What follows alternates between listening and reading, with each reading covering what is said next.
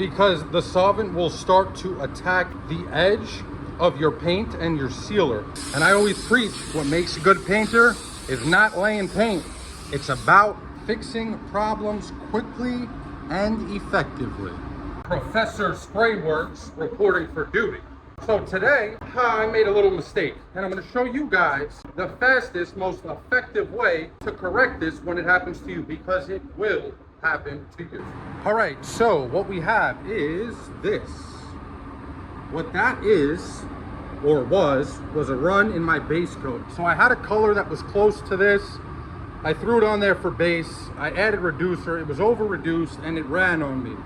When it started to dry, I just tapped it with my glove just to kind of make the run a little softer and easier to take care of. Now I know your initial thought to take care of this would be grab a block, sand it down.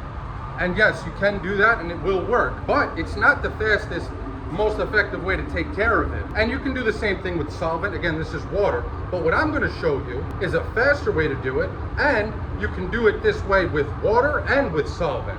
All right, so the first thing you're going to want to do is not grab sandpaper like your initial reaction would be. What you're going to want to grab instead is your base coat reducer. So for me, I use T494 for my water. For my solvent, I use 8080 Luma base. So if I were spraying solvent, I'd grab this.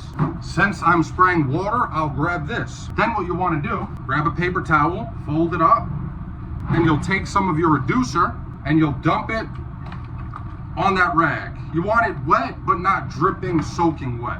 Kind of like you cover the top and just turn it over. One of those. All right, let's get back in the booth.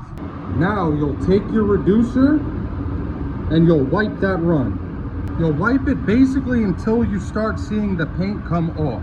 So I based this out with like a bluish green, and you want to do this until you don't feel those high spots anymore. So you can see those, that's a high spot, that's a high spot, that's a high spot. You want to make sure all of those are gone. And of course, before you do this, you want to make sure your base is completely dry. All right, now that's done. I'll air dry that. All right, so now I'll take my blower and I'll just dry this until there's no moisture remaining. Now you grab your sandpaper and your block and just feather out that edge, that rag with the reducer left behind. Once it's nice and smooth, we'll tack this off and we'll lay some more base. Now, if you look closely, you can see I missed a little bit of the run right there, and I've sanded it the same amount that I sanded everything else. And yet, we still have a high spot. That's why I always grab the reducer and wipe it off. It just expedites this process tremendously.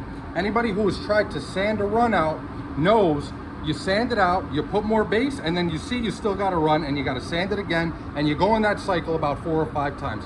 This way, you're one and done. So I'm going to grab a little more reducer, get that out, sand it down, and then we'll throw some more base on here after we tack rag. So here I have the same rag. I'll just go right over that high spot. And there's our high spot right there. So we'll keep rubbing until that's gone. And then again, I'll air dry this, I'll block it down, and then we'll apply more base. So what I'm gonna do now, air dry it, block it down a little more, I'll tack it off, and then I'll bring you guys back when we throw base on here. Okay, we're ready to put on our base. Now, one thing I wanna mention, and this is especially true with solvent, is you don't wanna load this up because the solvent will start to attack the edge of your paint and your sealer. So you wanna go real light. Now, since I'm spraying water and it has less solvent, I can go a little wetter than you could with solvent and avoid that issue. Then we'll let this dry completely and we'll throw on another coat a little wetter than our first. Okay, now that our edge is pretty much covered, we can go wet. Now I'll let this flash off and then I'll show you guys how this bumper looks fully based out. After this, I'm going to throw a coat on the whole bumper and then a drop coat, and then it'll be ready for clear. Another thing worth mentioning is you can do this with your sealer as well. The only thing you'd have to do is pull out the reducer that your sealer calls for and use that reducer. So you just do the same thing, put a little of that on a rag and go right at the run. I guarantee you it's going to be 5 times as fast as it would if you went at that run with sandpaper and a block right away, because the sealer is going to clog up the paper, it's going to ball up and stick to whatever you're sanding, and it's just going to turn into a bigger mess. This is the fastest way to take care of this problem, and extremely, extremely effective. Now, the last thing to mention is if your base starts to attack that edge, or if you're able to see that edge like I am, what you would do is just go grab some sandpaper. I have 1,000. Once it's completely dry, and just lightly go right over that edge. So you can level the old paint with the new paint. And you'll just keep sanding nice and soft. You don't even have to block when you do this. You can do it with your finger right on the line. And you'll keep going until you see that edge disappear. And there we go. I sanded around the area also because sometimes you get a little dirt, obviously, and dust when you're sanding a panel. So anything that I saw around that area, I took care of. Now we're ready for our second wet coat.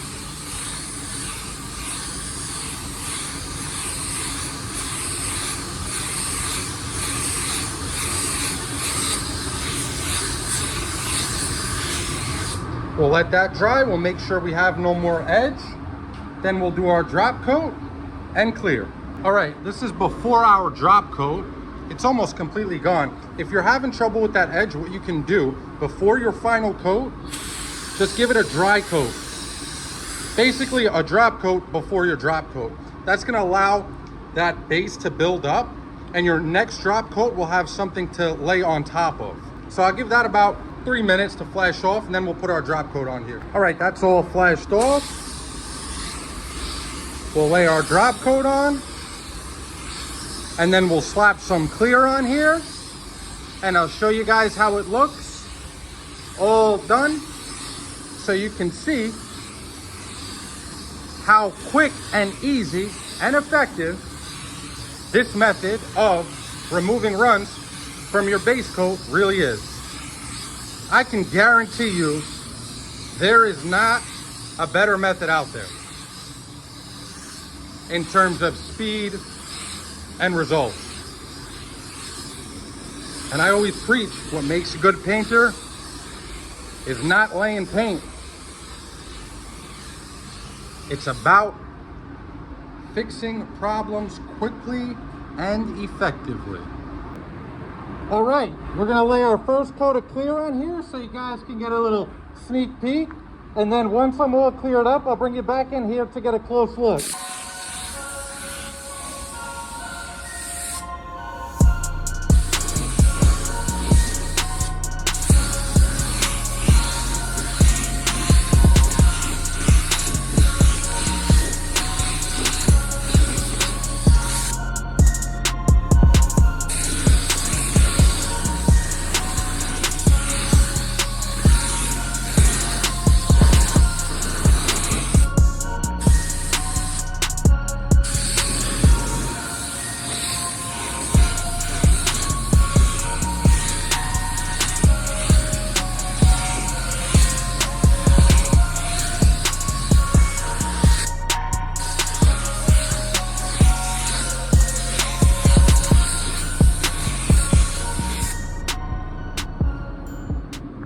Okay, here's our finished product.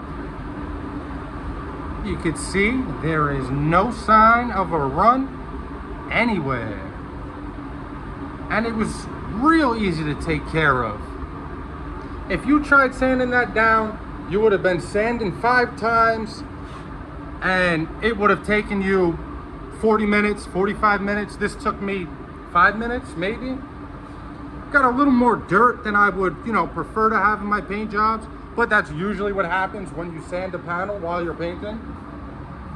You can see everything else came out spotless. That's why I try real hard not to touch my panels after that first coat of base. So they come out like this. And they can just get installed on the car and sent out the door. And here was our blend panel. You can see just, I mean, spotless. But anyway, that's gonna be it for this one, guys. Thank you so much for watching. I really appreciate it. If you got any value out of the video, if you enjoyed it, if you could, drop a like, comment, and maybe subscribe. I'd really appreciate it. Till the next time, peace.